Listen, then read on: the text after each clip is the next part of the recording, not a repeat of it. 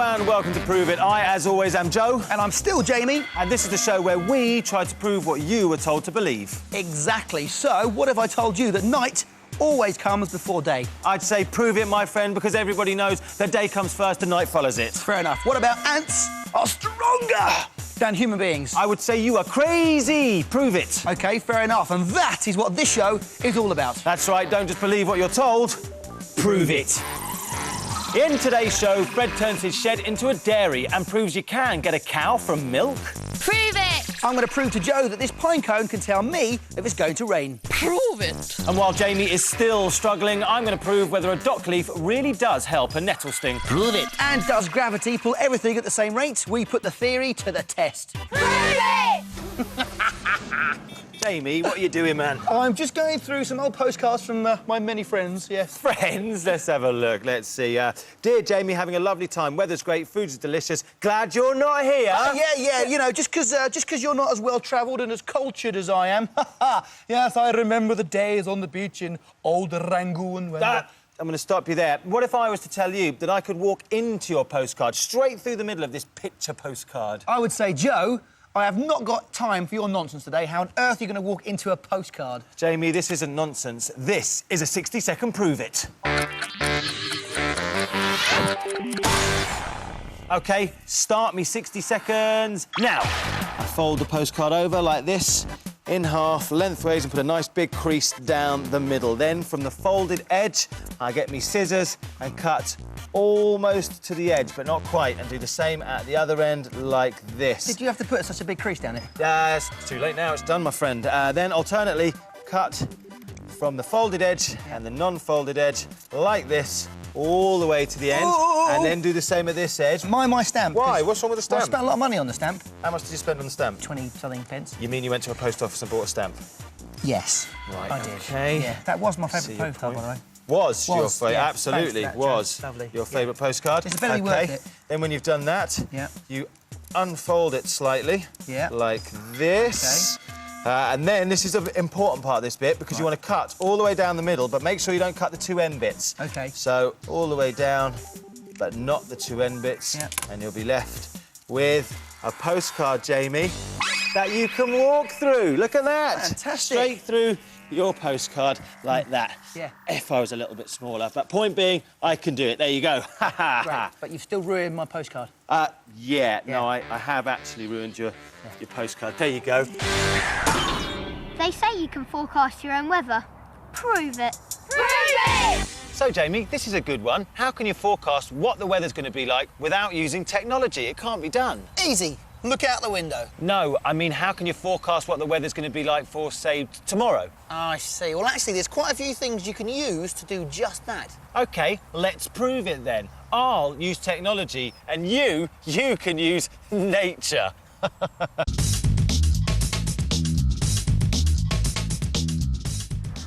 Welcome to the London Met Office. Loads of weather forecasting takes place right here on the roof. This measures temperature. These measure rainfall. This measures wind speed and direction. And this funny crystal ball measures sunshine. But how does all this tell us how the weather's going to change?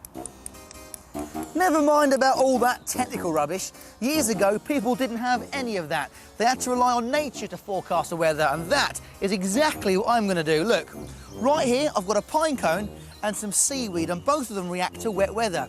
You see, seaweed feels wet when it's about to rain, and a pine cone will close up to protect the seeds inside. Simple. Who needs a computer? Predicting the weather, in my opinion, is all about the experts. And we have one with us here right now, Martin Davies, who is the Met Office forecaster. That's right, yeah. OK, so we've been up onto the roof, we've got our readings. How do we use those to predict the weather? Well, to have any chance of forecasting what the weather's going to do next, you need to know exactly what it's doing now, first of all, and that's what you've done. You've measured what it's doing now.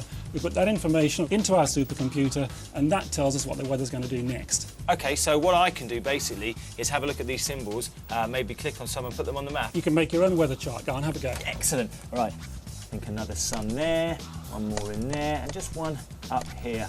Let me tell you, it's hot and sunny. Remember your sunglasses and sunblock. Another good thing to use is salt. And the rhyme goes, if salt is sticky and gains in weight, it'll rain before too late. OK, I'm going to pour in around about 200 grams worth of salt. All we've got to do now is wait. See you tomorrow. Right, Martin, I'm not being funny or anything. I don't mean to tell you your job, but don't you need some sort of map to predict the weather? Oh, yeah, that's easy. You just have to press that red button. Shall I show you what to do? Probably you can safe. stand over there and I'll do it. I'll do it Okay. for you, OK? You watch this. OK, so it might be jolly camping weather down in the southeast at the moment, but it's not going to last. Look at this huge area of cloud. It's all coming towards you, so if we zoom into the southeast, well, it's dry at the moment, but it's not going to stay that way. There's rain coming in your direction. Morning, and guess what? Yes, it's raining. So let's check out the salt. Well, it's definitely sticky and it's gained around 60 grams in weight. OK, let's have a look at the other two. OK. Now, the pine cone is nearly closed. Whew! And let's face it, it is pretty grizzly out here. And the seaweed, yes, most definitely wet. Therefore, I predict the weather is going to be grey and miserable. Time to get out of here. You see, it did rain. I told you I could forecast the weather without using technology. Proved. Listen, my happy little camper, your pine cone is not impressive at all. Of course the seaweed was wet, it was already raining. And as for the salt, that was wet too, telling us what had happened, not what was going to happen. Item not proved.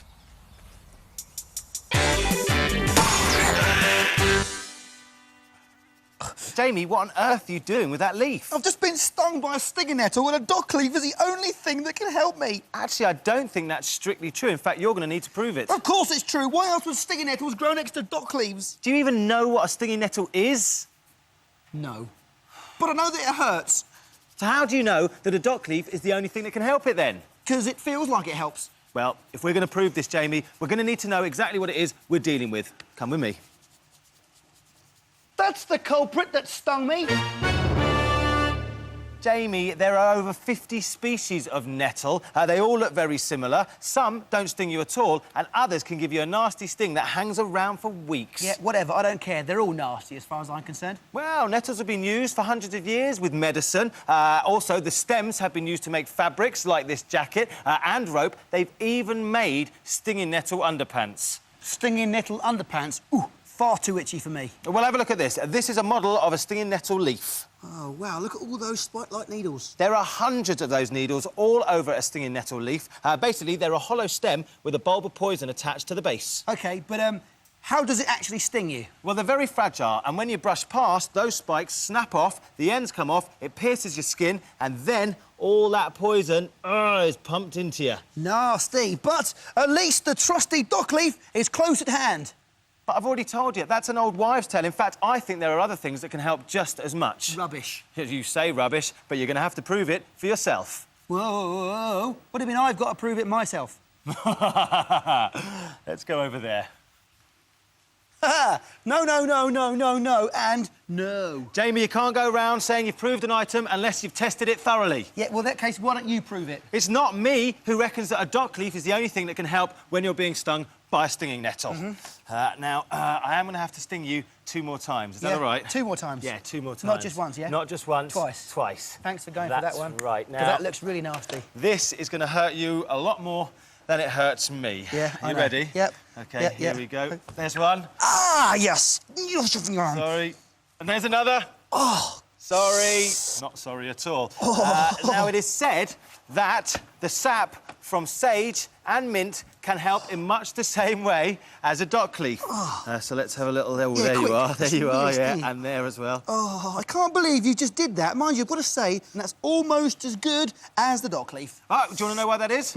Well, because the sap contained in these plants is alkaline and it helps neutralise the acidity of the stinging nettle sting. In fact, even the sap from a stinging nettle plant is said to help. Thing is, though, Jamie, there is no actual known cure for a stinging nettle sting.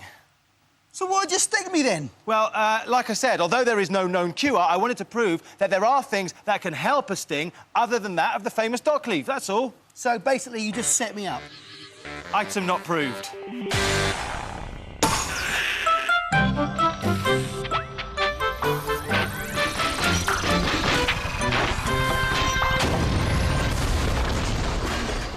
Welcome the shed.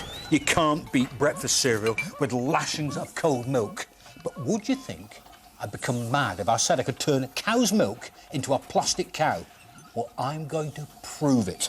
You see, milk is a special liquid. It's mainly water with a little bit of fat and some protein. And it's the protein I'm really after. Now, you need an adult to help you here because you're going to warm about a glass of milk just really to lukewarm. And it's vital you get help with this to keep you nice and safe. That's about right. Now, we add the magic ingredient, which is vinegar. Now, vinegar is an acid, and what it does is it causes the protein in the milk to lump together, and this happens very quickly indeed. And you can stand back and watch it happen as somebody else stirs it, and you'll see the milk going, well, very strange. Then all you've got to do is take a bit of muslin, put it over a sieve, and get your helper, your assistant, to pour this in here. Because we're separating the water from the protein. It's the protein we're after. Get them to check it's not too hot. Perfect. And then you can do this bit. Just pick up the muslin and you're actually going to extract as much water as possible from the protein. This is going to make our perfect plastic cow. Oh, that's lovely, lovely and squidgy. Now over here, I've got my cake cutter. And it's in the shape of a cow. And that's our mould. We open up the muslin, and inside is, well, a gooey mess. Do not worry, this will turn to something magical. Pick this up, put it into the mould, and press it down. And then the vital thing is, you're going to have to put this somewhere for about 2 days, so it sets nice and hard. And what you're going to end up with? Well, this is going to amaze you. A plastic cow made from cow's milk. I've proved it. I'll see you soon. Jamie, I've got a good one for you. What's that? You will never have heard of this before. Oh, I might, you know. I'm quite worldly wise, I'll have you know. No, Jamie, I know for a fact you will never, ever, ever, ever have heard of this, though. Go on, then. Oh, yeah. I am going to turn water into confetti, and I'll prove it. You what? You heard me. It's time for a You Prove It.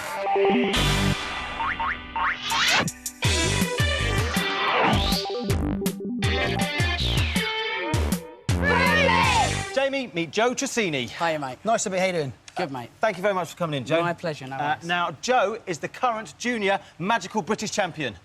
Are you really? I really am. Well, Mr. Magical Champion, I want you to prove that you can turn water into confetti. I certainly shall. Take a seat there for us, Jamie. Lovely. Good man. Right, now, for this, you need a bit of water, which I'll put in there for you. Now, this is a bit of a new trick to me. I've not done this before, so I've brought the instructions with me just in case, you know. Yeah. If you could read the first instruction for me. OK, number 1, pour water into cup. I can do that for you. Pour water into cup, great. Right, OK. Next instruction. Number 2, place card under cup and hold on victim's head. Sorry, I should say helper, don't I? Don't just ignore it, pretend I never said that, don't I? Yeah. OK, right. Wait. Right, and the third instruction? 6 weeks for Rickers in the Seychelles. No, do not remove card under any circumstances. You sure? Oh, yeah. Oh, right, we've got to get the water out. Yeah. I'll tell you what you do. Put your elbow like that for us. Yeah. Good man. Just OK. there. Right, now, if you could hold... I've got a funnel here. Yeah. If you could hold your other arm out straight... Yeah, like and, this. Joe, if you could pump it for him. Pump Yeah, it. like, Pump it up and down. OK, That's it, like pump this. it. There you go, that's it. That's it. Pump it hard. Go on, go that's on. good. Really, that's it. That's That's it. Very brilliant. nice. Is that painful? Is it Yes, painful? it's not too Yeah, bad. water on the elbow ain't good. Yeah, That's Mum it, said pump go it before you quicker. bin, but there you that's go. lovely. There you go. Yes, and it's done. Fantastic. I've got to say, very impressed. But you did say you were going to turn water into confetti. Where's the confetti? There. Excellent stuff. Well done. Thank you, mate. That is incredible. Well done. Like I said, confetti from water. Well done, Joe. You did prove that. Thank you, mate. Nice one, man.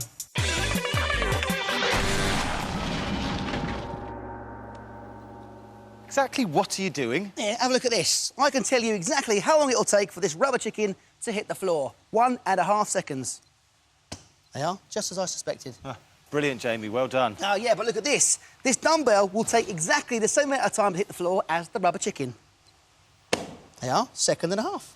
How can that be? The dumbbell's much heavier. Ah, you see, that's because gravity pulls all objects to Earth at the same rate. So, no matter how heavy an object is, they both take exactly the same amount of time.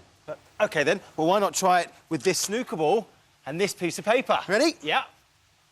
Snooker ball first, paper second, you've proved nothing. Ah, but that's because there's much more air pushing up on the paper as the paper tries to go down to the earth. So, if you removed all the air, both objects would fall at exactly the same rate. Well, you know what you've got to do, don't you? Prove it. You want evidence, my friend? Follow me. Right, Joe, this is going to require a little bit of help from you. Not a problem, my friend. All I need you to do is go up there. OK. Whoa, wearing that monkey suit. The monkey suit? Yep. What's it always with the monkey suits with you? It's all in the name of science. Off you go. Now, what I'm going to do is fire these little yellow coconut things at you, and what you have to do is try and dodge them. This is going to be easy. I'm just going to jump straight down and your coconuts will fly straight over my head. Yeah, excellent plan, Joe. You're proving nothing today other than making me look stupid. Ready, Joe? And remember, no monkey business. Go on then, hit me with your best shot. 3, 2, 1.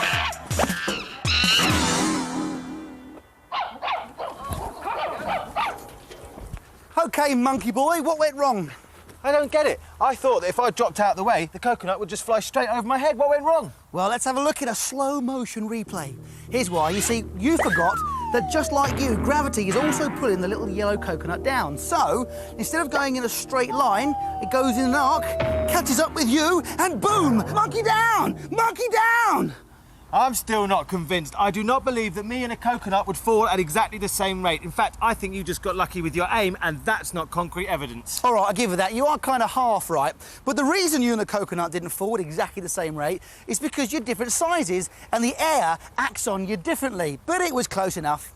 Anyway, what I've been trying to prove is that all objects of a similar size will fall at the same rate, no matter how much they weigh. OK, so then why don't we just drop 2 items of similar size but different weights? Because I wanted to see you dress up as a monkey on national television.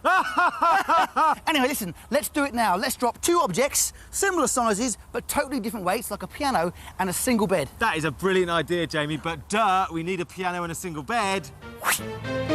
Whoa! So, are you ready now? I think so. Here we go. 3, 2, 1, move.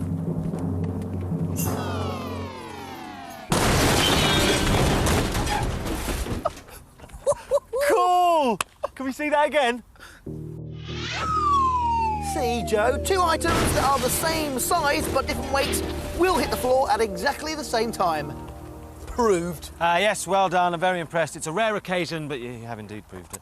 Sorry, what was that? I don't think we quite heard that. What have I done? OK, I said you proved it. Well done. And fortunately for me, there's no time left for Joe to get his own back. But if you want any more information about today's dramatic events, then check out the old website. The address is on your screen right now. We will see you next time, but remember... Don't just believe what you hear, prove it.